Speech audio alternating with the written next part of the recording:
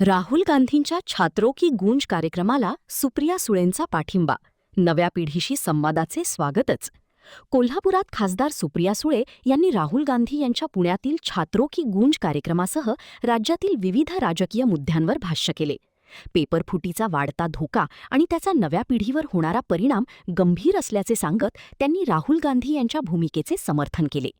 तंत्रज्ञानाच्या युगातही परीक्षा आणि परीक्षेचा डेटा गळतीला लागतो यावर प्रश्न उपस्थित करत डाळीत काहीतरी काळं आहे असा टोला सुप्रिया सुळे यांनी लगावला.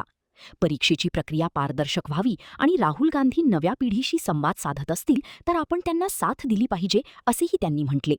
दरम्यान पुण्यातील राजकीय वादावर बोलताना ज्यांची गल्लीपासून दिल्लीपर्यंत सत्ता आहे त्यांना राहुल गांधी पुण्यात आल्याचे वाईट का वाटावे असा सवाल त्यांनी केला.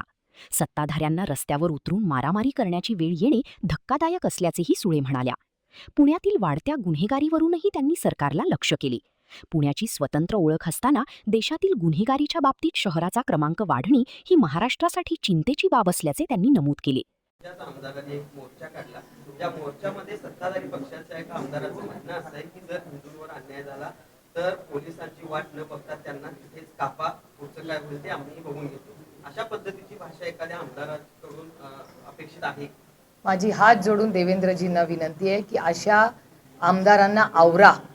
लॉ अँड ऑर्डरचा इश्यू होईल, त्याच्यात सर्वसामान्य माणूस भरडला जाईल.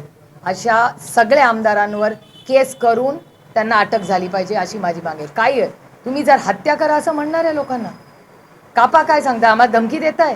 मी चॅलेंज करते त्या आमदाराला, पहिला वार करायचा ना तर सुप्रिया सुळेवर अधिक हिंमत असेल तर. काय लावलंय आज? छत्रपतींचा महाराष्ट्र आहे, शाहू फुले आंबेडकरांचा महाराष्ट्र आहे. कोणी असेल सत्तेमधला आम्ही खपून घेणार नाही.